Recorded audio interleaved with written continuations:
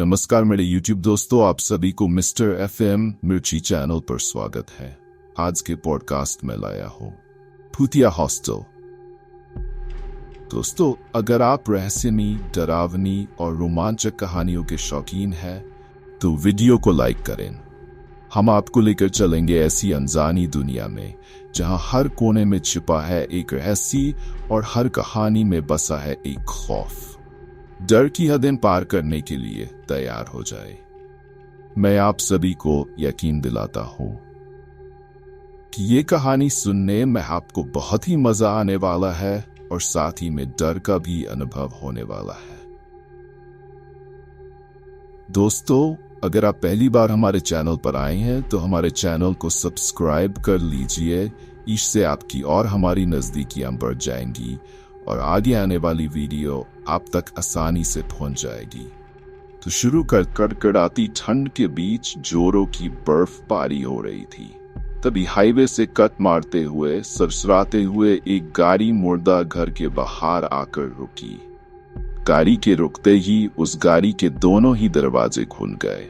उसमें से एक औरत प्रियंका और एक आदमी मोहन निकलकर सीधे मुर्दा घर के अंदर भागे, जहां पहले से ही एक इंस्पेक्टर रोहित मौजूद था और उसके साथ ही उस मुर्दा घर का इंचार्ज भी, जो नशे में धुत बीड़ी पी रहा था। इंचार्ज, तुम्हारा ही लड़का मरा है क्या?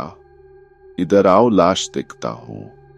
इंस्पेक्टर, पागल हो गया है क्या? कैसी बात कर रहा है तू? बच्चा मरा है उनका। इंचार्ज साहब, ये रोज किसी न किसी का कोई मरता रहता है, किस किस का ख्याल करो। चरवीचर तू चल साइड हट। इंस्पेक्टर, उन आदमी और औरत से माफ कीजिएगा, आइए इधर आइए। इंस्पेक्टर माफी मांगते हुए उन्हें सफेद चादर से ढकी लाश के पास ले गया। प्रियंका, आपने तो अस्पताल के लिए कहा था और अब मुर्दा घर में एक लाश के पास खड़ा कर दिया। ये कैसा मजाक कर रहे हैं आप मेरे साथ? विक्रम को तो हम अभी एक हफ्ते पहले हॉस्टल छोड़कर आए थे, वो कितना खुश भी था वहां। अब यूं यहां मुर्दा घर में क्या करने आए हैं हम? मोहन, प्रियंका संभालो अपने आप को। इन्होंने बस चेहरा पहचानने को ही बुलाया है बस। मोहन प्रियंका को समझा ही रहा था कि इतने में पुलिस ने लाश के मुंह से चादर हटाई, जिसे देखते ही प्रियंका अपने बेटे विक्रम का नाम लेकर चीखते हुए रोने लगी। जवान बेटे की लाश को देखकर मोहन भी अपने आप को रोक नहीं पाया और कूट कूट कर रोने लगा। फिर न जाने क्यों मोहन को क्या सूझा, वो सीधा उठा और इंस्पेक्टर गिरेवान को पकड़ते हुए दीवार में सटा दिया। मोहन, पता क्या हुआ मेरे बेटे के साथ? बोल, वरना मैं खड़े तेरी वर्दी उतरवा दूंगा। मोहन की यूं बदतमीजी पर उतर जाने के बाद इंस्पेक्टर, जो अब तक शांत था, वो एकदम से भड़क उठा। फिर उसने मोहन के हाथों को झटकते हुए कहा, इंस्पेक्टर, होश में रहकर जवान खोलिए। मोहन खन्ना, मैं आपके टुकड़ों पर पलने वाला कुत्ता नहीं हूं जो आपकी धमकियों से डर जाऊंगा। अगर अभी आपने अपना बेटा नहीं खोया होता तो मैं आपको बताता कि खड़े और भी क्या करा जा सकता है। खैर, आपके बेटे की लाश विक्टोरिया हॉस्टल के पीछे बरामद हुई है। प्रियंका, मेरा बेटा पढ़ने गया था वहां और अब लाश बनकर लौटा है। आखिर ऐसा क्या होता है वहां? इंचार्ज, मौत का तांडव होता है वहां। ये कोई पहली लाश नहीं जो वहां से आई है, पहले भी कई मौत हो चुकी है वहां, पर गुत्थी कोई नहीं सुलझा पाया। जिसने भी कोशिश की मौत ही पाई। इंस्पेक्टर खन्ना सर, आपसे वादा रहा, ये गुत्थी में ही सुलझाऊंगा और उन्हें जेल तक पहुंचाकर ही दम लूंगा, फिर चाहे उसके लिए कुछ भी हो। इंचार्ज, जवान हो, जोश है, कर लो कोशिश। बाकी समझदार तो दूर ही रहते हैं महान से। इतना खता हुआ मुर्दा का वो इंचार्ज बाहर चला गया और जाते जाते इंस्पेक्टर को ये चुनौती भी दे गया। वो क्या कोई भी इस केस को नहीं सुलझा सकता, क्योंकि इसके पीछे बहुत कुछ रहस्यमयी है। लेकिन इंस्पेक्टर भी अब ये ठान ही लेता है कि वो अब सच कापता लगा कर ही रहेगा। इसलिए वो अगले ही दिन हॉस्टल में एक कॉलेज स्टूडेंट बनकर पहुंच गया। लेकिन यहाँ पहुंचते ही उसे बहुत अजीब लगता है और वो सोचने लगता है कि एक पहाड़ी के अंत में यूं खाई के पास भला हॉस्टल कौन बनाता है। भला ऐसी जगह पर कोई अपने बच्चे को कैसे छोड़ सकता है, वो भी खन्ना जैसे लोग। हॉस्टल को देखते ही ये वीरान जगह लगती थी। रोहित हॉस्टल में जा ही रहा होता है कि तभी उसे हॉस्टल का एक चौकीदार रोकता है। चौकीदार, खा चले बाबू रोहित, हॉस्टल में एडमिशन लेना है। चौकीदार, एडमिशन लेना है तो रात में आइए, दिन में यहाँ कोई काम नहीं होता है। रोहित, क्या दिन में कोई काम नहीं होता, क्यों? चौकीदार, अरे नहीं होता है, मतलब नहीं होता है, क्या, क्यों, कैसे, ज्यादा सवाल न करो बाबू। रोहित, बड़े अजीब नियम कानून है। रोहित ने अभी अपनी बात पूरी भी नहीं की थी, इतने में वो चौकीदार वहां से निकल गया। रोहित ने भी सोचा अगर पूरा सच जानना है तो ठंडे मिजाज से काम लेना होगा, इसलिए वो रात होने का इंतजार करने लगता है। वहीं हॉस्टल के गेट पर बैठे सुबह से शाम हो जाती है, पर वहां कोई हलचल नहीं होती। यहाँ तक कि शाम के बाद रात ने भी अपनी घनघोर चादर ओढ़ ली थी, लेकिन हॉस्टल अब भी उतना ही वीरान था जैसे वहां कोई रहता ही न हो।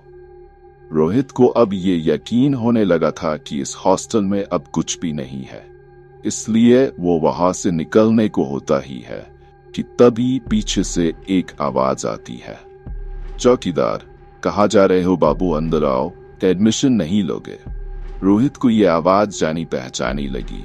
पीछे मुड़कर देखा तो अंदर वही चौकीदार था जो सुबह बाहर था, पर रोहित तो पूरे दिन बाहर बैठा था। फिर वो चौकीदार अंदर कब गया? चौकीदार, ज्यादा सोचो न बाबू, एडमिशन लेना है तो अंदर आ जाओ।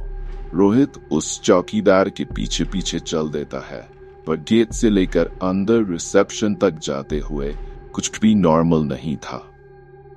सबसे पहले तो रोहित ये देखकर तंग था कि अब तक जो हॉस्टल पूरी तरह से अंधेरे की चपेट में था, उसके हर कमरे लाइट जल रही थी और खिड़कियों से परछाइयां साफ नजर आ रही थी, जैसे अंदर कोई न कोई है।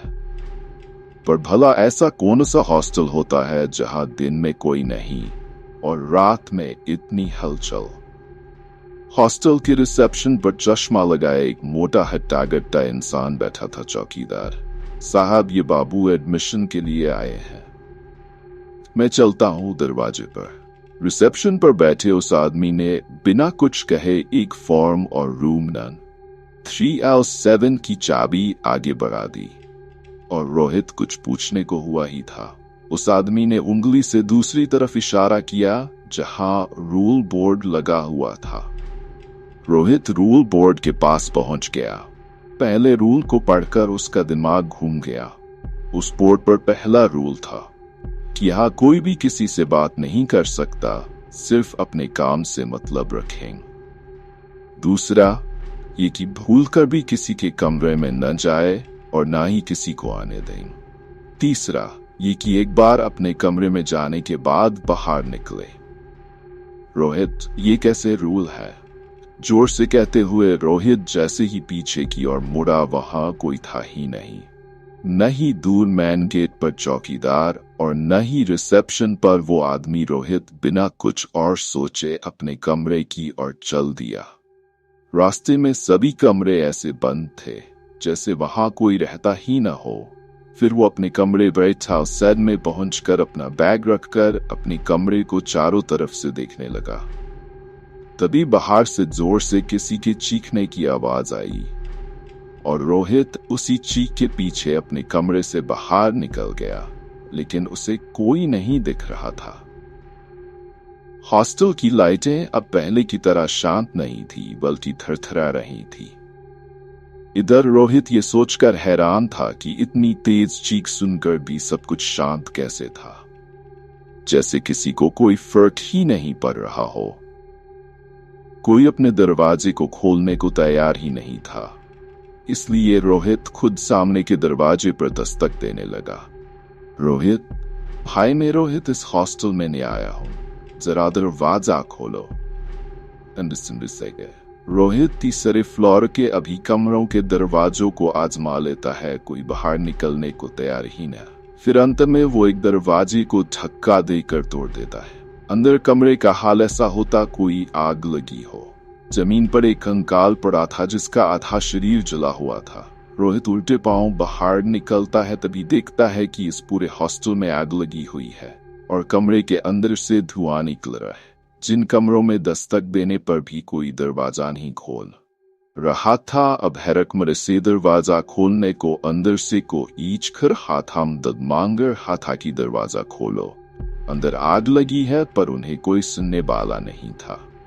रोहित ने जैसे ही एक दरवाजा खोलने की कोशिश की, तभी आग की एक लपट उसकी तरफ बढ़ी और उसके कपड़ों में आग लग गई। शरीर पर लगी आग की लपटों को बुझाते हुए ऐसे घबराया कि वो कब सीढ़ियों पर पहुंच गया उसे पता ही नहीं चला, और तभी वो सीढ़ियों से फिसलता हुआ नीचे गिर गया। उसके कपड़ों पर लगी बुझ गई, पर अब वो पूरी तरह घायल हो गया था। दर्द से कर्राते हुए उठ ही रहा था, तभी उसकी नजर चौकीदार पर गया और वो उसी की तरफ बढ़ गया। रोहित ने उसे आवाज भी दी, पर वो पीछे मुड़ा ही नहीं, बस भूत बने आग को देखता ही रहा था। और उसके आगे उस रिसेप्शन वाले आदमी की आधी जली लाश पड़ी थी। रोहित चाचा, क्या हो रहा है यहाँ? और ये आग यहाँ कैसे लगी? और इन्हें क्या हुआ? अरे किसी को मदद के लिए क्यों नहीं बुला रहे आप? चौकीदार, मदद के लिए बहुत देर हो गया है बाबू, अब तो ये आग रोज चुभन बनकर सीने में जलती है। इतना कहते ही वो चौकीदार पीछे मुड़ा और रोहित के होश उड़ गए, क्योंकि वो भी बुरी तरह जला हुआ था। रोहित, अरे ये क्या हुआ आपको? चलिए यहां से निकलते हैं और हॉस्पिटल चलते हैं। चौकीदार बाबू, मुर्दों को डॉक्टर की जरूरत नहीं होती। मतलब जानना है बाबू? तो ये देखिए। फिर इतना कहते ही चौकीदार रोहित को गिरेबान से पकड़कर उसे सबसे कॉरिडोर की सबसे आखिरी दीवार पर सटा देता है, और फिर हर कमरे से लाशें किसी ज़ोंबी की तरह बाहर निकलने लगी और धीरे धीरे रोहित की ओर बढ़ने लगी। पर रोहित दीवार में ऐसे चिपक गया था कि हिल भी नहीं पा रहा था। रोहित, क्यों कर रहे हो तुम मेरे साथ ऐसा? क्या बिगाड़ा है मैंने तुम लोगों का? अरे तुमने तो उस बच्चे को भी नहीं छोड़ा जिसे तुमने कल मारा था। चौकीदार रोते हुए बोला, क्यों छोड़ता बाबू, क्यों छोड़ता बताइए, जब हम लोगों को जिंदा जलाकर मारने वाला भी एक बच्चा ही है। बात दरअसल करीब 6 साल पहले की है, जब इस इलाके में सिर्फ एक ही हॉस्टल था। विक्टोरिया हॉस्टल काफी नाम था इस हॉस्टल का, जिसे देखते हुए किसी और ने भी यहाँ एक नया हॉस्टल खोला, जिसका नाम भी विक्टोरिया हॉस्टल रख लिया। और जब पुराने विक्टोरिया वालों ने इसका विरोध किया तो उन्होंने कहा, ठीक है, कल से आपको सिर्फ एक ही विक्टोरिया हॉस्टल देखने को मिलेगा। उसकी इस बात को सुनकर विक्टोरिया हॉस्टल वाले निश्चिंत हो गए। उन्होंने सोचा वो हॉस्टल का नाम बदलकर कुछ और रख लेंगे। क्या रखेंगे ये अगली सुबह पता चल ही जाएगा। लेकिन उस सुबह से पहले एक रात आई, और उसी रात विक्टोरिया हॉस्टल में एक नया लड़का एडमिशन लेने आया। रिसेप्शन से उसे कमरा नंबर 37 दे दिया, इस बात से अनजान कि ये लड़का नए हॉस्टल वालों ने भेजा है, जिनसे आधी रात में पहले हॉस्टल के सभी कमरों को भर से बंद करा और फिर पूरे हॉस्टल में आग लगा दी, जिसे वार्डन और चौकीदार भी नहीं रोक पाए और सब उस आग में झुलसकर मर गए। अब उन्हें क्या पता था कि कल से सिर्फ एक विक्टोरिया हॉस्टल दिखने का ये मतलब था। तब से लेकर आज तक जो भी रात को विक्टोरिया हॉस्टल की तलाश में निकला, उन्हें यही विक्टोरिया हॉस्टल मिला, और बदले में मिली उन्हें मौत। क्योंकि विक्टोरिया हॉस्टल में जिसने आग लगाई वो तो बच निकला, इसलिए जो भी रात को यहाँ आता है वही विक्टोरिया हॉस्टल में मरे। सभी लोगों की नजरों में वो ही उनका हत्यारा बन जाता है। ऐसे में इंस्पेक्टर रोहित क्या हुआ होगा ये बताने की जरूरत तो नहीं है ना।